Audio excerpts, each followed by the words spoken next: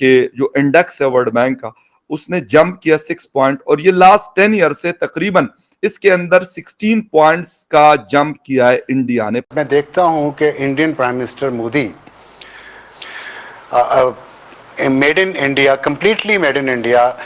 Electric vehicle Mercedes Benz का इफ्तिताह कर रहा है। और जिस वक्त वो मर्सिडीज बेंज तैयार हो रही थी, उस वक्त पाकिस्तान का साबिक आर्मी चीफ 25 एंकर्स को सामने बिठाकर ये कह रहा था कि हमारे टैंकों को जंग लग चुका है और हमारे पास डीजल खरीदने के पैसे नहीं हैं। तो क्या मेरे दिल में ग्रज नहीं आएगा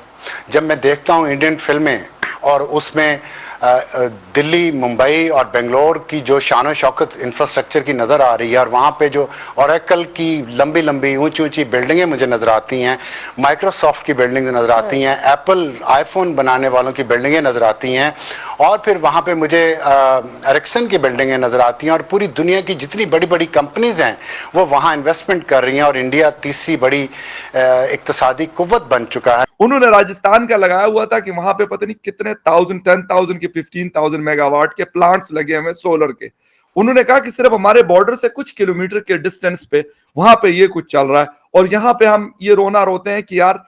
करेंगे क्या। गर्मियां भी शुरू हो गई हैं आधे पाकिस्तान में, तो गर्मियां आधे में शुरू हो रही हैं नॉर्थ में। तो लोगों को फिक्र है कि यार एक तो बिजली महंगी इतनी है, एयर कंडीशन आप बिजली की वजह से, और फिर अगर आप वो अफोर्ड कर सकते तो आपके पास बिजली नहीं है। जैसा आपने कहा कि वहां पे तो इंडिया में वो लोग जिस तरह से काम कर रहे हैं, तो मेरा ख्याल है थोड़ा सा उनसे सीखकर काम शुरू कर दें तो भी अच्छा है। पैसा तो काम करने से भी आ जाएगा, जरूरी नहीं है कि सिर्फ बैठकर डिफेंस बजट लेने से आए। जब अपने मुल्क में देखता हूं तो हमारे वक्त के चीफ जस्टिस वक्त के आर्मी चीफ के साथ बैठ के पाकिस्तानी खवातीन की वीडियोस बनाई हुई खुफिया तौर पे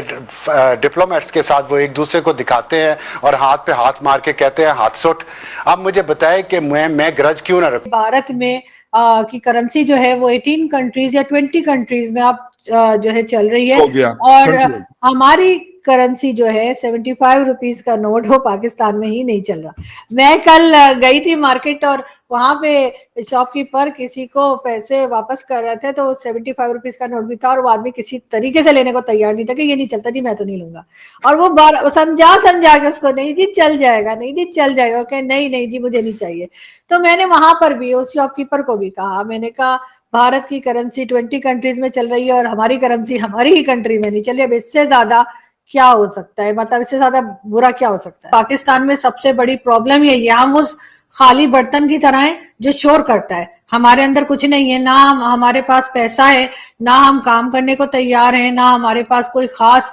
आईटी एक्सपर्ट्स हैं, अगर हैं भी तो वो बेचारे कोई काम कर ही नहीं पा रहे। लेकिन हाँ, शोर मचाते हैं, बार बार इस तरह की प्रेस कॉन्फ्रेंस करके